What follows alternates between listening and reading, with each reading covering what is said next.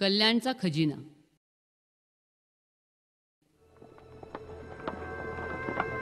जावळी घेतल्यापासून शिवाजी राजांचं लक्ष कोकण किनाऱ्याकडे वळलं.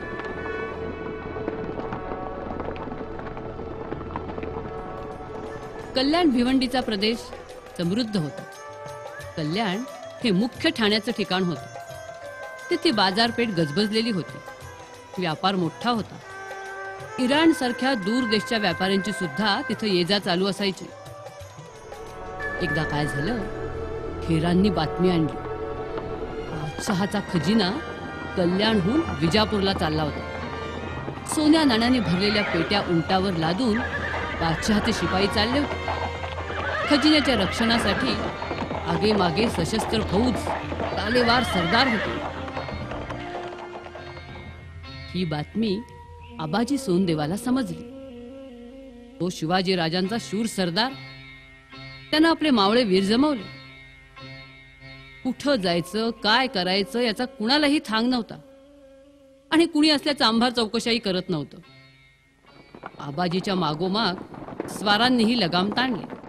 आबाजी निघाला. आबाजीच्या मागून उंदराप्रमाणे तुरू तुरू त्याचे मावळेही चालले होते.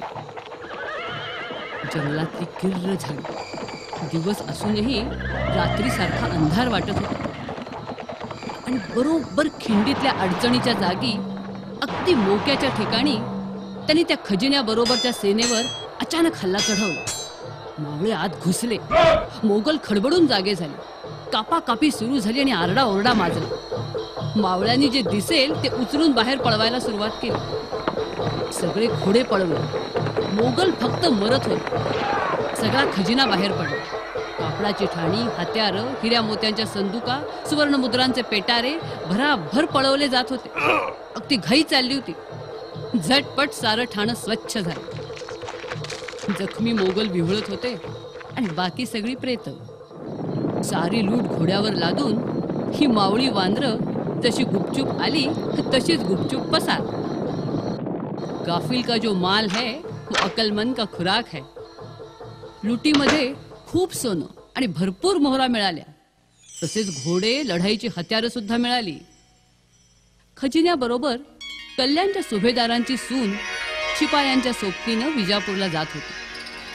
आबाजीनं तिला पाहिलं आणि त्याच्या मनात आलं, काय अप्रतिम सुंदर आहे. ही आपल्या महाराजांच्या पदरी दासी म्हणून नक्कीच शोभेल. बादशहाच्या पदरी अशा कितीतरी सुंदर दासी असतात, पण महाराजांच्या दरबारात आपण पाहिल्याचं काही आठवत नाही. आपण महाराजांना ही सून अर्पण करावी. महाराज नक्की खुश होतील आणि आपल्याला बक्षीसही मिळेल. आबाजींनी त्या कल्याणच्या सुनेलाही कैद केलं. सगळी लूट आणि सुभेदाराची सून बरोबर घेऊन आबाजी पुण्यास आला. दरबारात त्याने आणलेली लूट या सुनेसह दाखल केली आणि महाराजांना म्हणाला, महाराज, हा लुटलेला खजिना मी आणलाय. याचा आपण स्वीकार करावा. आता महाराज आपलं कसं कौतुक करतात, काय बक्षीस देतात, याकडे तो अगदी अधीरतेने बघू लागला. पण झालं उलटच. सुभेदाराच्या सुनेला पकडून आणलेलं पाहून महाराज फार रागावले.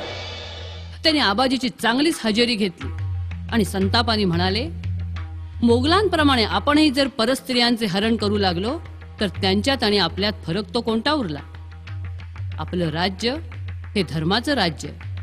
न्याय, नीती हे आपल्या राज्याचे अधिष्ठान आहे. धर्माच्या प्रतिपालनाकरता आणि स्त्रियांच्या संरक्षणाकरता स्वराज्याचं कंकण आम्ही बांधलंय. स्त्री मग मित्राची असो अगर शत्रूची, तिची इज्जत राखणं हेच आपलं कर्तव्य आहे. राजे सुभेदाराच्या सुनेला म्हणाले, आपणाला आमच्या लोकांनी त्रास दिला त्याबद्दल मी दिलगीर आहे. आपण खरंच सुंदर आहात.